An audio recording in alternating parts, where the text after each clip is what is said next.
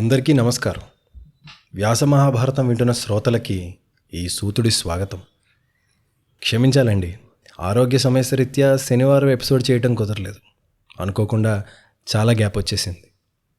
మీరు గమనించారో లేదో, మన కోవిడ్ వచ్చినప్పటి నుంచి ఒకప్పుడు ఇంట్లో జలుబు కానీ జ్వరం కానీ వస్తే ఒక్కళ్ళకి వచ్చేది. ఇప్పుడు ఒక్కళ్ళతో మొదలై అందరినీ కవర్ చేసి కానీ ఇంట్లోంచి వెళ్ళట్లేదు. అలాగే నాకు కూడా జలుబు, జ్వరము, దగ్గు, మాట్లాడలేని పరిస్థితి ఉండడం వల్ల ఎపిసోడ్ చేయడం చాలా లేట్ అయింది. ఏదో కృష్ణుడి దయ వల్ల కాస్త మాట్లాడగలుగుతున్నాను. ఆ గొంతుతోనే ఇవాళ ఎపిసోడ్ చెప్పుకునే ప్రయత్నం చేద్దాం. అసలే మనం కృష్ణుడి రాయబారం వైపు వెళ్తున్నాం. మీరు జీవితంలో మర్చిపోకూడని ఎన్నెన్నో సంభాషణలు వినబోతున్నారు. వాటిని మీతో పంచుకుందామని ఎప్పటి నుంచో ఎదురు చూస్తున్నాను, కానీ ఈ అనారోగ్యం రావటం వల్ల ఆలస్యమైంది, క్షమించండి. అక్కడ సంజయ్ రాయబార విశేషాలు ధృతరాష్ట్రుని సభలో చెప్పాడు కదా. మరి ధర్మరాజు దగ్గర, అదే పాండవుల శిబిరంలో పరిస్థితి ఏంటి? ధర్మరాజు సంజయుడి మాటలకి ఆవేశపడ్డాడు కదా. ధృతరాష్ట్రుడి పలుకులకి తిరిగి ఎలాంటి సమాధానం చెప్పాలో చెప్పాడు. కానీ అది ఆయన స్వభావం కాదు కదా.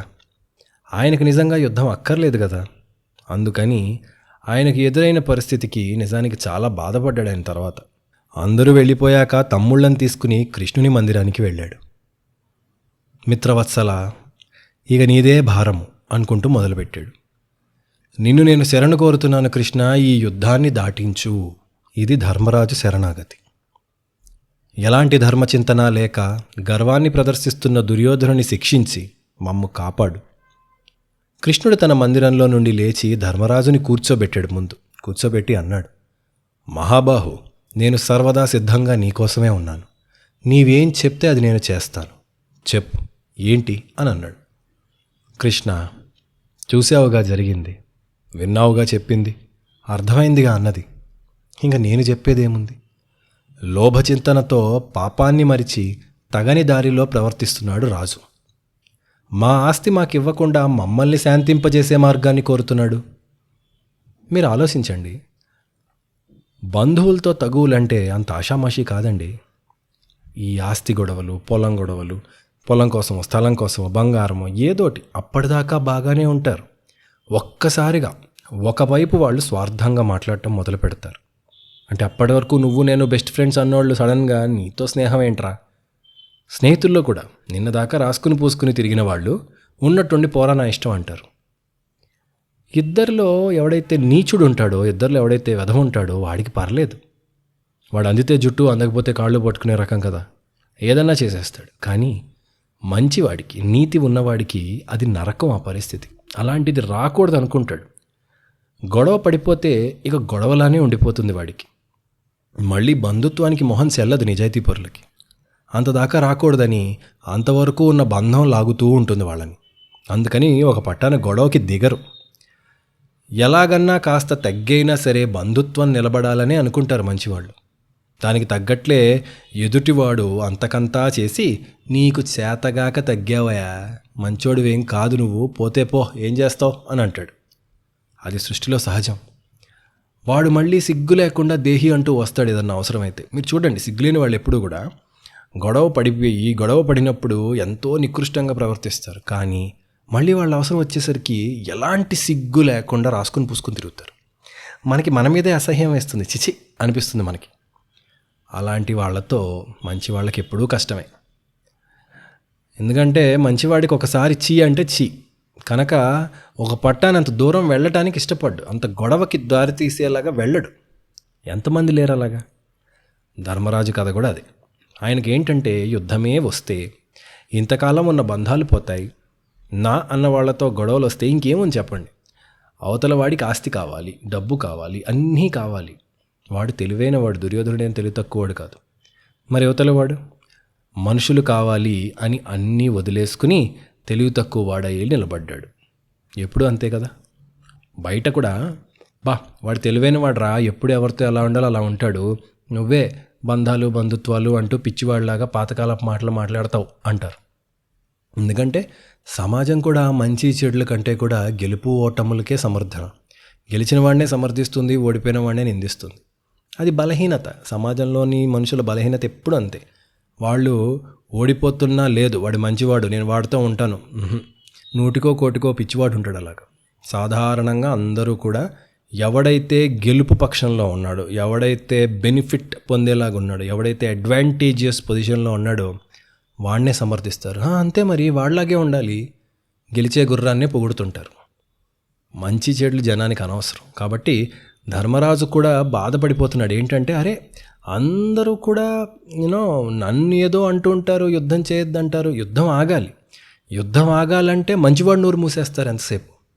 అదేంటి కృష్ణ, మాకు అన్యాయం జరగటం కాకుండా మళ్ళీ మమ్మల్ని నోరు మూసుకోమంటారు. ఈయన బాధల్లో ఏంటంటే నాకు గొడవద్దు. ఇప్పుడు వాడికి అయితే ఆస్తి లాక్కుంటాడు, లేకపోతే గొడవ పడదామంటాడు. నాకు రెండూ వద్దు, రెండూ నాకే కదా నష్టం. నా ఆస్తి వాడు లాక్కున్నా నాకు నష్టం, గొడవ పడుతున్నా నాకే నష్టం.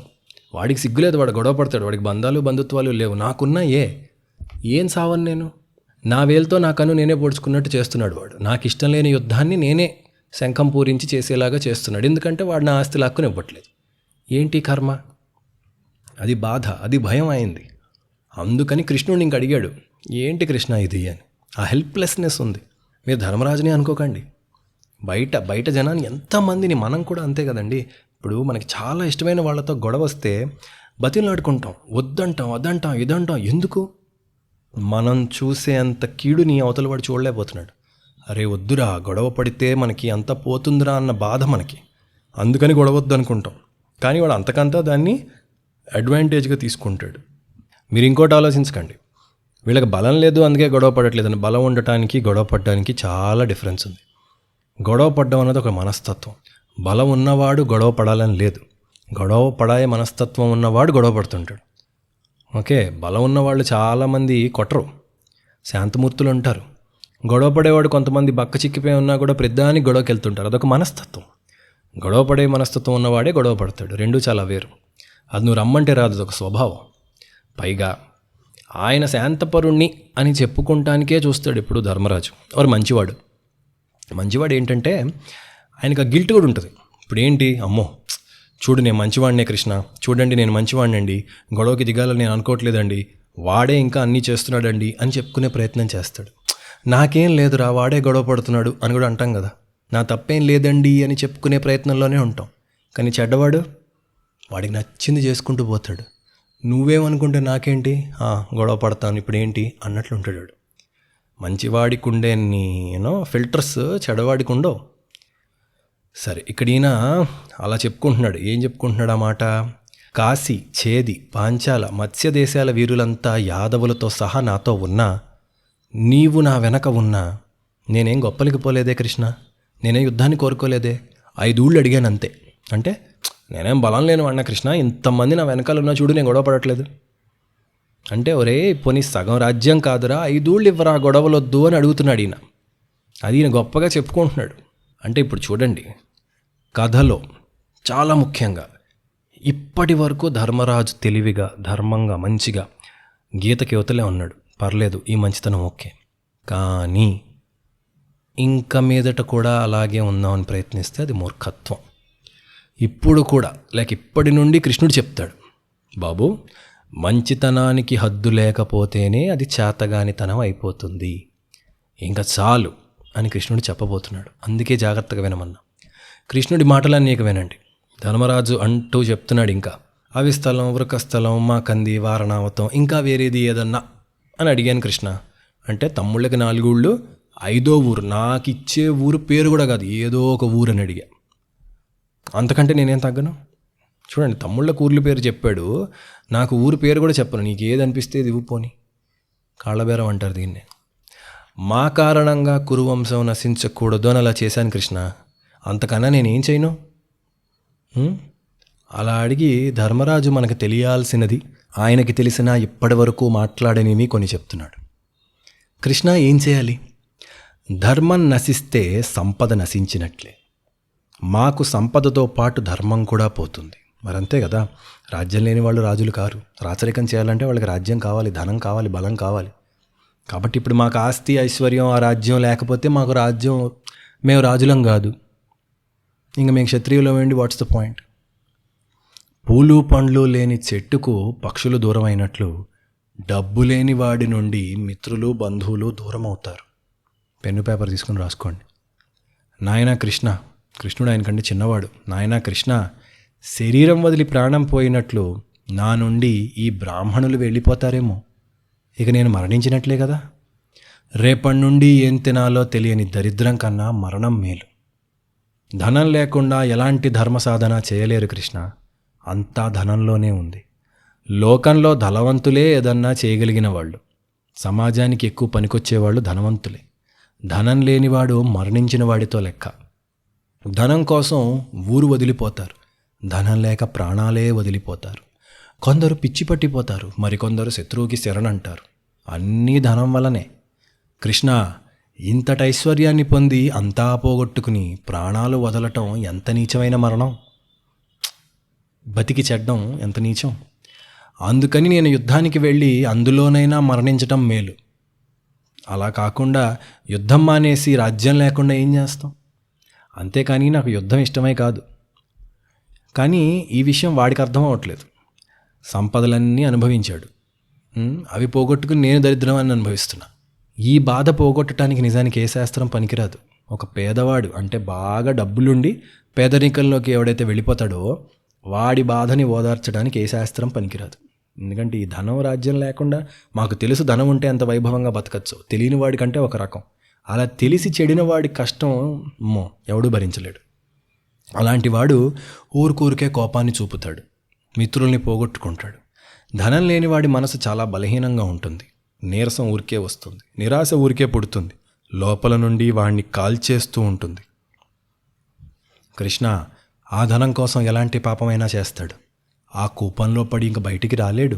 డబ్బున్న ధర్మాత్ముడు పాపానికి దూరంగా బతకగలడు. ఒకడు ఎంతటి ధర్మాత్ముడైనా ధనం లేనివాడు కనుక మంచిగా ధర్మం ప్రకారం బతకటం కష్టం. ఒకడు ఎంత మంచివాడైనా సరే ఉండాల్సిన డబ్బు లేకుండా వాడు ఎక్కువ కాలం ఆ మంచితనాన్ని మెయింటైన్ చేయలేడంటే నువ్వు మంచితనం మెయింటైన్ చేయాలని నీకు ధనం కావాలి, ఆ డబ్బు ఉండాలి. కృష్ణ, ఆనాడు ఏ గొడవలు జరగకూడదని చెప్పి నేను జూదానికి ఒప్పుకున్నానో దానివల్లే ఇన్ని కష్టాలు వచ్చాయి. అయినా సత్యానికి కట్టుబడి అడవులు పట్టిపోయాను. నా వారిని ఇబ్బంది పెట్టాను. అదంతా ఎందుకు? ఇవాళ నాకు తిరిగి రాజ్యం రానప్పుడు నేను చేసిన మంచి ఎందుకు పనికొచ్చింది? నా మంచికి విలువేముంది? అసలు మంచి అన్నదానికి మనుగడ ఏముంది? అందుకే యుద్ధం చేయాలి కృష్ణ. మా తండ్రి ఆస్తి మాకు కాకుండా లాక్కుంటే, ఇంత వీరులై ఉండి రాజులై ఉండి ఊరుకుంటే ఇక రాచరికానికి విలువేముందయా? క్షాత్రానికి విలువేముంది? మేము ఎవడికి ఆదర్శం? మమ్మల్ని చూసి ఎవడైనా నేర్చుకుంటాడు? రేపొద్దున అన్నదమ్ముల మధ్యలో ముందు నుంచే గొడవలు పుట్టవా? ఎవడు ఎవరిని నమ్మకుండా పోడా? అసలు ఆ వెధవకు ఆ విషయం తెలుస్తుందా? లేక మంచిగా ఉండటం వల్ల విలువ లేదు అనే అందరూ అనుకుంటారు కదా, మంచిగా ఉంటే ఓడిపోతారనే అనుకుంటారు కదా. ధర్మంగా ఉన్నారని చెప్పుకుని నవ్వుకుంటారు తప్ప ఎవరు ధర్మంగా నడుచుకుంటారు కృష్ణ? మేము ఓడిపోతే, మేము వదిలేస్తే ఇవన్నీ. అసలు కృష్ణ యుద్ధం చేయడం క్షత్రియ ధర్మం ఎలా అయింది? ఇంకా ఆయన బాధలోకి వెళ్ళిపోతున్నాడు. అసలు కృష్ణ యుద్ధం చేయడం క్షత్రియ ధర్మం ఎలా అయింది? ఎందుకయింది? ఒక శూద్రుడు సమాజంలో పనులు చేసి జీవిస్తాడు, వైశ్యులు వ్యాపారం చేస్తూ బతుకుతారు, బ్రాహ్మణుడు భిక్షం ఎత్తుకుని భరిస్తాడు. నేను మాత్రం యుద్ధాలు సత్యలు చేసుకుంటూ బతకాలా?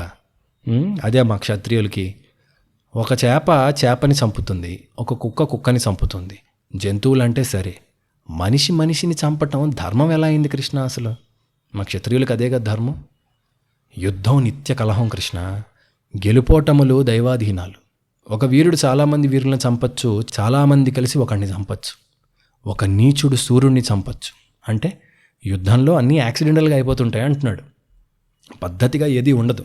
నువ్వు పడిన కష్టానికి విలువ ఉండదు. నువ్వు ఎంత కష్టపడి యుద్ధం చేసినా పుసుక్కుని ఏదో ఒక సోల్జర్, ఒక ఖాళీ బంటు చంపేస్తాడు నిన్ను.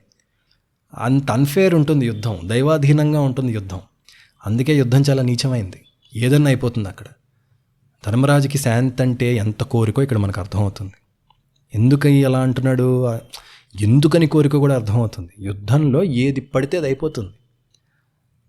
అలాంటి యుద్ధం ఆటవికంగా ఉంటుంది కదా. ఎందుకు ప్రమాదాలు ఆపదలు? ఎందుకు మనిషికి? ఎందుకు ఇవన్నీ? మనిషి స్పిరిచువల్గా ఉన్నతంగా అలా పైకి వెళ్ళాలి, మంచిగా బతుకుతూ ధర్మార్థ కామ మోక్షాలని పాటిస్తూ. అలాంటిది యుద్ధంలో కొట్టుకుని చావడం ఏంటంటే ఇదంతా ఒక ఎలీట్ మనస్తత్వం, ఒక ఉన్నతమైన మనస్తత్వం ఉన్న వ్యక్తికి ఎప్పుడు ఇలాగే ఉంటుంది.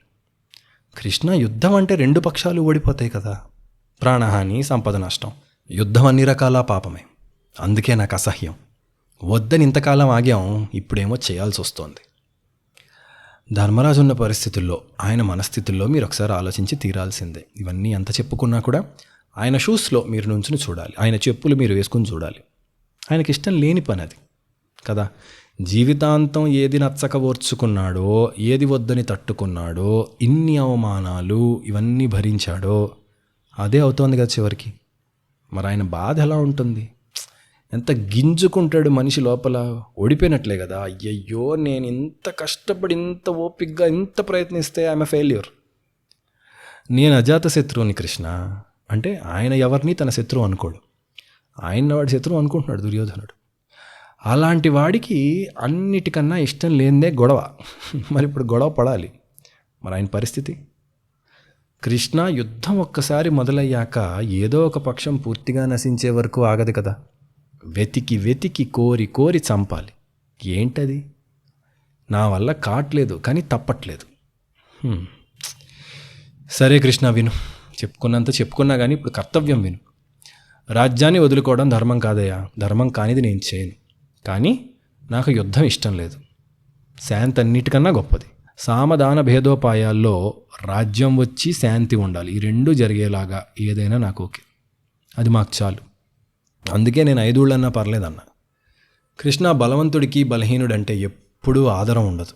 బలం లేనివాడు ఒదిగి ఉంటాడు. కానీ మేము బలం లేని వాళ్ళం కాదు కదా. కాబట్టి ఇంక ఒదిగి ఉండం. చాలా ఉన్నాం ఇప్పటికీ. కనుక ఒదిగి ఉండటం కేవలం మా మంచితనం తప్ప చేతగానితనం కూడా కాదు ఇప్పటిదాకా. ఆ ధృతరాష్ట్రుడు మేము ఇంకా ఎన్నిసార్లు ప్రార్థించినా నవ్వుతూ తిరస్కరించి కొడుక్కే అన్నీ కట్టబెడతాడు. కనుక ఇంకా ఈ స్థితి సాగదు. కాబట్టి ఇప్పుడు నువ్వేం చేయాలో నువ్వే చెప్పు. నిన్ను తప్ప నేను ఇంకెవరిని సలహాలు సంప్రదింపులు చేయను. నా సొంతంగా నిర్ణయం కూడా ఏం లేదు. ఇంక నువ్వేం చెప్తే అది. నా పరిస్థితి నీకు చెప్పా. విన్నాడు కృష్ణుడు. ఒక్క మాట మాట్లాడకుండా మొత్తం విన్నాడు. విని అప్పుడు అన్నాడు, యుధిష్ఠిరా, మీ ఉభయుల క్షేమం కోసం హస్తినకి నేను వెళ్దాం అనుకుంటున్నాను. అక్కడికి వెళ్ళి మీ ప్రయోజనాలు దెబ్బతినకుండా సంధిని చేసే ప్రయత్నం చేస్తాను. అలా చేయగలిగితే నేను చాలా గొప్ప ఫలితాన్ని సాధించినట్లే కదా. ఇంత యుద్ధాన్ని ఆపిన మహాపుణ్యాన్ని కూడా చేసినట్లు అవుతుంది. ఏమంటావు? ధర్మరాజు భయపడ్డాడు. కాస్త కాదు, కొంచెం ఎక్కువే భయపడ్డాడు. కృష్ణ, అలా కాదు. నీవు కౌరవుల వద్దరికి వెళ్ళాలంటే నా అసలు ఉద్దేశమే కాదయ్యా. నీవెంత మంచి మాటలు చెప్పినా వాళ్ళు వినరు సరికదా. సరికదా. ఆ దుర్యోధనుడు, వాడిని ఆశ్రయించున్న నీచులు నిన్నేమన్నా చేయొచ్చు. నీకేదన్నా జరిగితే? ఆ క్షణంలో బహుశా ధర్మరాజులో కృష్ణుడు ఆయన తల్లి యశోదనే చూసుకుని ఉంటాడు. ఎందుకంటే ఇంతకు ముందే కదా మాధవ, గోవింద, నారాయణ అని అన్నాడాయన. ఏమయ్యా ధర్మరాజా, నేను దేవుణ్ణి అన్నావు, నేను దిక్కన్నావు, ఎంతలోనే నాకేదన్నా అవుతుందంటావేంటి? అంటే దేవుడు ఎదురుగా ఉన్న మనిషి మాయ నుండి బయటికి రాలేదు. ధర్మరాజు వారిని గట్టెక్కిచ్చేందుకు దేవుడు ఉండాలి అనుకున్నాడు తప్ప ఆ దేవుణ్ణి కౌరవులు ఏదో చేసేస్తున్నారని భయపడుతున్నాడే. దేవుణ్ణి నమ్మినట్లా లేక కేవలం కోరుకున్నట్లా? తెలిస్తే కామెంట్లో మీకు ఏమనిపించిందో చెప్పండి. ఈ ప్రవర్తనకి మీ ఒపీనియన్ ఏంటి? కృష్ణుడు నవ్వేసి, అది కాదు రాజా, సంధికి మనం పూర్తిగా ప్రయత్నించాలి. ప్రయత్నిస్తున్నామని రాజులందరికీ తెలియాలి. అప్పుడు ఒకవేళ యుద్ధం వచ్చినా వాళ్ళు నిన్ను నిందించరు. నీ బాధ అదే కదా. నీకు ఎలాంటి పాప చింతన ఉండదు. అప్పుడే నువ్వు చిత్తశుద్ధిగా యుద్ధం చేయగలవు. అందుకని వెళ్తాను. నాకు కూడా వాడు వింటాడనే నమ్మకం లేదు. కానీ నీ మనసులో ఉన్న కొద్దిపాటి అనుమానాలు, పాపభీతి అవన్నీ పోవాలి కదా. అలా పోవాలంటే పూర్తి ప్రయత్నం జరగాలి కదా. జరగాలి కృష్ణ. అయినా ధర్మనందన, నా ముందు నిలిచి ఎవడన్నా ఏదన్నా చేస్తాడా? నిజంగా నన్ను ఏదన్నా చేద్దామని నాకు ఆగ్రహం తెప్పించగలడా? తెప్పించి వారు మిగులుతారా? యుద్ధం ఎందుకయ్యా, ఇంక అక్కడే బూడిద చేసేసి వస్తా అందరినీ. నువ్వేం చింతించకు. ధర్మరాజు అన్నాడు, కృష్ణ, నీకేది ఇష్టమైతే అది చెయ్యి. చెప్పాగా, ఇక నువ్వేదంటే అదే. నీకు మేము తెలుసు, శత్రువులు తెలుసు. ఇక నీ ఇష్టం అని అంటూనే ఆఖరుగా, కఠినమైనా సరే కృష్ణ, ధర్మబద్ధంగా మాత్రం మాట్లాడు అన్నాడు. అంటే ఇంకా చివరికి దేవుణ్ణి కూడా ధర్మంగా ఉండమని ఈయన గారు చెప్పి పంపుతున్నారు. ఇంకా ధర్మరాజు కాకి ఇంకీయనెవరు? దేవుణ్ణి కూడా నువ్వు ఏదన్నా చేయగాని ధర్మంగా చేయే అంటున్నాడు. ఎంతైనా కృష్ణుడు మరి వయసులో చిన్నవాడు కదా. నువ్వు ఏదన్నా చేయ దేవుడా, ధర్మంగా చెయ్యి అంటే ప్రిన్సిపల్కే రూల్స్ చెప్తున్నాడు ఈయన. సరే, కృష్ణుడు అన్నీ విన్నాడు. విని ఆయన ఒక ఊపులో డైలాగులు కొన్ని వేసాడు ధర్మరాజుకి. నేను వెళ్తాను కానీ నా మాట విను అని చెప్పాడు. రాజా, నీ మదిలో ఉన్నది చెప్పావు, విన్నాను. వెళ్లే ముందు నా మదిలో ఉన్నది విను. నీవన్నావే క్షత్రియ ధర్మం గురించి, నిజమే, యుద్ధం కష్టమైన పనే. కానీ క్షత్రియుడికి యుద్ధం చేయడం అవకాశం కాదు, అవసరం. తప్పక చేస్తాడయా. చేసే సామర్థ్యాన్ని నువ్వు ఉంచుకోవాలంతే. క్షత్రియుడే కాదు రాజా, అవసరమైతే చీమలు కూడా వాటిని చంపేందుకొచ్చిన పాముని అన్నీ కలిసి కుట్టి చంపుతాయి. క్షాత్రం అందరికీ అవసరం. అది నీకు హక్కుగా వచ్చిందంతే. నీవు సరిగ్గా వాడితే సమాజంలో మిగతా జనం క్షాత్రాన్ని వాడక్కర్లేదు. నీవు సరిగ్గా వాడలేదో రేపొద్దున అందరూ వారి వారి క్షాత్రాలని వాళ్ళు ప్రదర్శించాలి. అది హింస అవుతుంది. ఈ లాజిక్ చూడండి. సమాజంలో బలం ఉన్నవాడు బలహీనుణ్ణి కాపాడితే అడ్డదిడ్డంగా ప్రతివాడు కొట్టుకోవాల్సిన పని లేదు. ప్రాబ్లం ఏంటంటే బలం ఉన్నవాడు కేవలం వాడి స్వార్థాన్ని వాడు చూసుకుని, లేక మంచివాడి దగ్గర బలవంతంగా వీడు లాక్కోవటం వల్ల బలహీనుడు కూడా బలం తెచ్చుకుని అందరూ బలవంతులయ్యి అయ్యే ప్రయత్నం చేసి అందరూ హింసకి పాల్పడుతున్నారు. కాబట్టి ధర్మరాజా, నీకు హక్కుగా ఉంది హింస, సరిగ్గా చెయ్యి. ఆ బ్యాలెన్స్డ్గా నువ్వు చేయగలవు, వేరేవాడు చేయలేడు. అలాగా చూస్తారు రేపొద్దున ద్రోణుడు, అశ్వత్థామ బ్రాహ్మణులై ఉండి హింస చేస్తే ఎంత అరాచకం చేస్తారు. ఇంకా అన్నాడు, రాజా నీకు తెలుసు, భీష్మద్రోణ కృపాది వీరులని చూసుకుని వారు సంధికి ఒప్పుకోరు. ఆ పెద్దలు మంచివారే, కానీ మంచివైపు నిలబడని మంచి చెడు కన్నా ప్రమాదకరం. అలాంటి వారితో నీవు మృదువుగా ఉన్నంతకాలం నీకు సుఖం ఉండదు. రాజ్యం మాట దేవుడెరుగు. నేను వెళ్తాను, ప్రయత్నం చేస్తాను, కానీ వాళ్ళు జాలితో నీ బాధ అర్థమయ్యో ఒప్పుకుంటారని భ్రమలో బతకద్దు. వారికి ఏమీ తెలియక కాదు, అన్నీ తెలిసే చేస్తున్నారు. తెలిసి చేసేవాడికి ఈశ్వరుడు కూడా చెప్పినా వినడు. 13 ఏళ్ళు మీరు కష్టపడినా వాళ్ళ మనసు శాంతించలేదంటే నీ మాటలతో వాళ్ళు మారతారని ఎలా అనుకుంటున్నావయ్యా? రాజా, నీవు ఎన్నడూ వారితో పంతానికి పోలేదే, గొడవ పడలేదే, ఆస్తడగలేదే. నీ సామర్థ్యంతో, మీ శక్తితో మీరు సుఖంగా ఉన్నారు. కానీ వదిలాడా? నీవెవ్వరినీ మోసం చేయలేదు. దానాలు చేశావు, పుణ్యాలు చేశావు. కేవలం అసూయతో నిన్ను అంతం చేద్దామని మాత్రమే వారు నీకు చేసిన ద్రోహం అని తెలిసి వారికి జాలి కలుగుతుందని ఎలా అనుకుంటున్నావు? ధర్మరాజా, ఆ నీచులు లోకంలో ఉన్న వారందరికీ శత్రువులే. నీకు శత్రువులు కాకుండా ఎలా పోతారు? శత్రుత్వం నీవు అనుకోకపోతే రాదనుకోకు. నీవు తపస్సు చేస్తున్నా శత్రువుకి అది పొగరగానే కనిపించవచ్చు. నీకు తెలుసా, ఆ దుర్యోధనుడు, ఆ భీష్ముడు, ద్రోణుడు, తండ్రి గుడ్డిరాజు ధృతరాష్ట్రుడు వీళ్ళందరూ వింటుండగానే పలుమార్లు అన్నాడట, ఆ పాండవులకి ఇక రాజ్యం కాదు కదా, గోత్రనామాలు కూడా మిగలవని. ఏం జరుగుతుందనుకుంటున్నావు సంధి? మీరు యుద్ధం చేయకపోయినా వారు చేసే పాపాలు పండిన నాడు నేనే స్వయంగా వారిని చంపేస్తాను. వారంత చంపదగినవారు. అసలు నిజానికి మీ మీద కూడా ఎక్కడో కాస్త కోపం రావాలయ్యా. మాయద్యూతం జరిగింది సరే, ఆ నీచుడు దుశ్శాసనుడు ద్రౌపదిని జుట్టుపట్టి ఈడ్చుకొచ్చిన క్షణంలో నువ్వు అసలు ఏ ధర్మాన్ని లెక్కగట్టి చేతులు ముడుచుకునున్నావు? నేనే అక్కడుండుంటే అదే పెద్దల సమక్షంలో వాడి తల నరికి పడేసేవాడిని. నీ తమ్ముళ్ళు ఎలాంటి వాళ్ళు? నీ కను సైగ కోసం ఊపిరి బిగపట్టి నిల్చునున్నారు ఆ రోజు వాళ్ళు. వెళ్ళండ్రా నువ్వు విదిలించుంటే సింహాల్లా వేటాడేవాళ్ళు. ఏ ధర్మాన్ని బతికించాలని ఆనాడు అలా చేసావయ్యా నువ్వు? నువ్వేమనుకుంటున్నావు? తప్పు చేసిన దుశ్శాసనుడు, వాగిన కర్ణుడు, చేయించిన సుయోధనుడే తప్పులు అనుకుంటున్నావా? చూస్తూ ఊరుకున్న ప్రతి వాడు, చిన్న పెద్ద అందరూ నా దృష్టిలో దోషులే. అందరినీ చంపాల్సిందే. దుర్యోధనుణ్ణి ఎవరైతే నిందించారో ఆ రాజులు, ఆ బ్రాహ్మణులు, వాళ్ళు మాత్రమే ధర్మాత్ములు. రాజా, ఒక తప్పు జరుగుతున్నప్పుడు నీకు చేతనైతే ఆపాలి, చేత కాకపోతే ఆపమని అరవాలి. అది కుదరకపోతే అక్కడ నుండి వెళ్ళిపోవాలి. అది లేకపోతే మనసులోనైనా అసహ్యించుకోవాలి. ఎవడికి ఎంత చేతనైతే అంత చెయ్యాలి. భీష్ముడే తలుచుకునుంటే వాళ్ళ తలలు తీయగలడు. చేశాడా? చేయలేదు. ద్రోణుడు తన కొడుకు అశ్వత్థామ తలుచుకుంటే వెన్నులు విరిచి వీపు విమానం మూత మోగించేవాళ్ళు. చేశారా? చేయలేదు. రాజు హుంకరిస్తే అసలు ఆ తప్పు జరిగే ధైర్యం ఉండేదా? వీళ్ళందరూ నిందార్హులే. సరే, ఎంతైనా నీ మనసు నాకు తెలుసు. నీవు ఏది ఎందుకు చేశావో కూడా నాకు తెలుసు. నేను నిన్ను నమ్ముతున్నాను కనుక వెళ్తాను.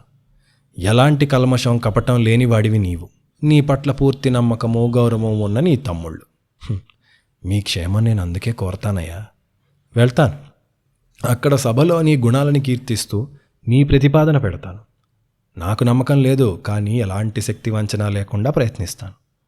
అక్కడున్న వారి అందరి ముందు ఆ దుర్మార్గుడు దుర్యోధనుడి దోషాలను ఎత్తి చూపుతా.